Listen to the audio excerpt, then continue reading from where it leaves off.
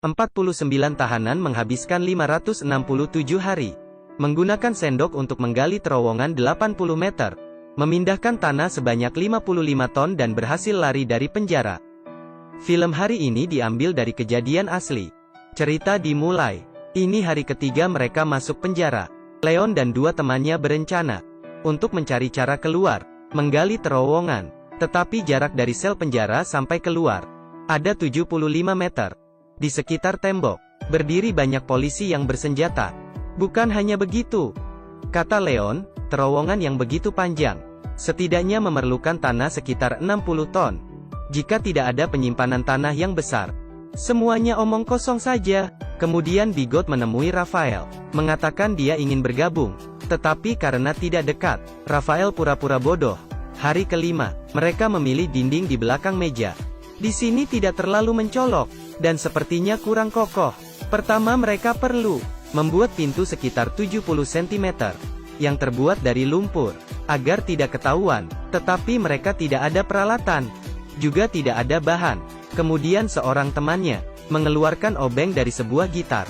Mereka langsung memutuskan, mulai dari atap sel sebelah, membuat lubang dinding yang besarnya sama. Padahal sudah terbuka sedikit, seluruhnya malah roboh.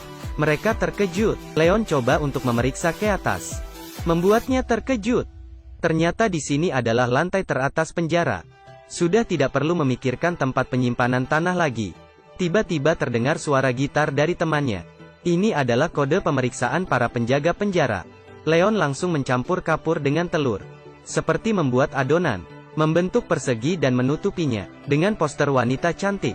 Baru saja siap membersihkannya, petugas penjara masuk ke dalam. Kemudian mereka membuat lumpur untuk menutup lubang. Hari ke-34, rencana penggalian terowongan dimulai. Dikarenakan tempatnya terbatas, mereka hanya bisa gantian menggali. Kemudian orang yang berbeda memindahkan tanahnya ke atap kamar sebelah. Untuk berjaga-jaga, mereka mengutus orang berjaga dan memberi kode.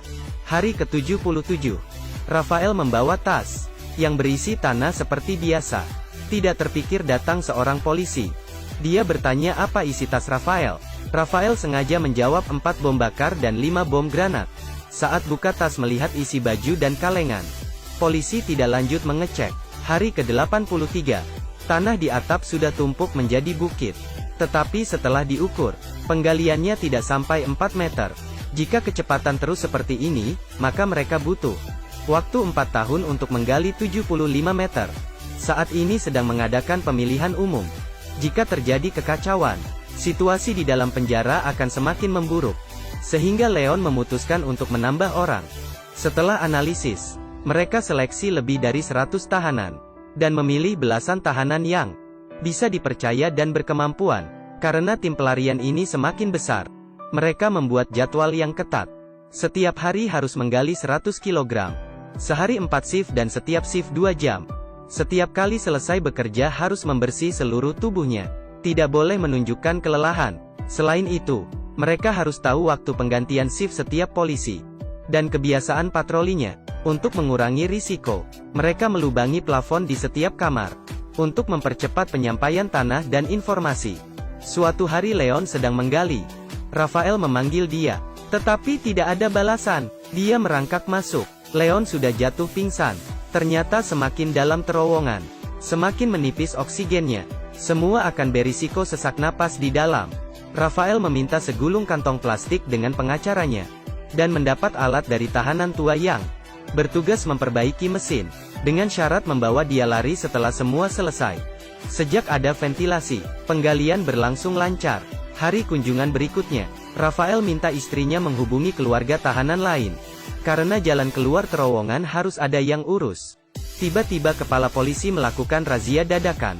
Meskipun kabar razia ini cepat tersampaikan, tetapi karena terowongan ini sudah panjang, mereka tidak bisa kembali dengan cepat.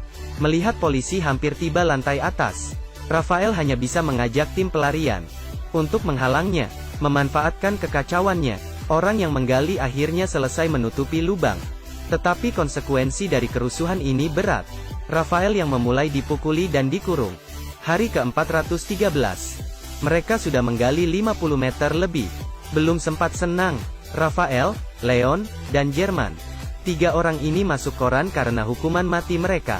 Ternyata karena kerusuhan sebelumnya membuat kepala polisi marah. Untung saja masih ada waktu sebelum dieksekusi. Hari ke-524. Tanah di luar penjara muncul sebuah lubang kecil. Sebuah sedotan keluar dan menyemburkan cairan merah. Tidak lama, seorang pria membawa seekor anjing menghampiri. Berkeliling sesaat kemudian pergi. Tidak lama kemudian ayah Leon membawakan kabar buruk. Mereka menyimpang dari tujuan sebesar 40 inci. Jalan keluar sekarang, tepat di dalam jangkauan lampu sorot. Selain mengatur posisi dan lanjut menggali, mereka tidak punya pilihan lain. Hari ke-559. Harapan sudah di depan mata. Tiba-tiba beberapa puing jatuh dari atas kepala. Semua menghentikan pekerjaan mereka. Kemudian muncul goncangan yang kuat. Sudah mau gempa. Mereka bergegas kembali. Di malam hari Leon pergi memeriksa terowongan. Untung saja tidak runtuh. Tetapi ini pasti tidak tahan gempa kedua. Mereka langsung memutuskan untuk lari minggu depan. Setelah dapat kabar, keluarga mereka yang di luar penjara bantu menyiapkan paspor dan uang tunai untuk pelarian. Tanggal 29 Januari tahun 1990, 50 tahanan berpartisipasi dalam pelarian ini. Mereka menonton televisi setelah makan seperti biasa. Saat 2 orang polisi berganti shift, mereka pergi satu-satu. Kebetulan acara televisi hari ini sangat menarik. Tidak ada satupun penjaga yang menyadari. Mereka berkumpul di depan terowongan dengan cepat, dan merangkak masuk satu persatu. George inisiatif melakukan pengecekan daftar nama dan penutupan. Rafael memimpin semua orang pelan-pelan merangkak. Tiba di jalan keluar menunggu penjemputan. Dan mereka bertemu di terowongan. Di bawah cahaya yang samar. Menjadi jalan harapan untuk mendapat kebebasan. Dan orang yang menjemput di luar sudah menemukan jalan keluar terowongan. Dengan jatuhnya tanah, akhirnya membuka semua jalan. Tidak sempat berpikir banyak, Rafael memanjat ke atas. Orang yang di luar berkata, ada bas merah yang terletak di atas jembatan seberang. Dia akan menunggu selama 5 menit. Teman tahanan bergiliran memanjat ke atas dan bersembunyi di dekat tembok.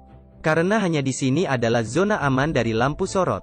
Saat ini Bigot sadar bahwa semua orang menghilang. Dan tergesa-gesa ke sel. Dan George sedang berencana masuk ke terowongan. Tetapi Bigot tidak ingin ikut melarikan diri. Tetapi malah ingin melapor. Ternyata polisi penjara demi menyuruh Bigot menjadi mata-mata.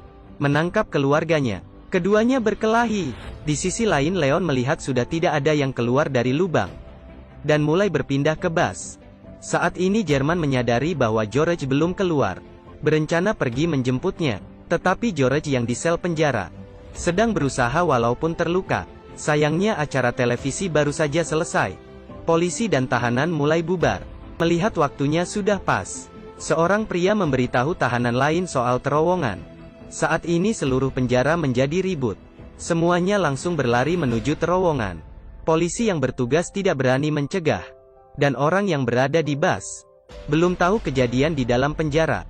Setelah 5 menit, George dan Jerman masih belum kembali. Semua orang akan dalam bahaya jika masih menunggu. Busnya mulai berjalan pelan. Saat ini terlihat bayangan yang sedang berlari mulai muncul di dalam kegelapan.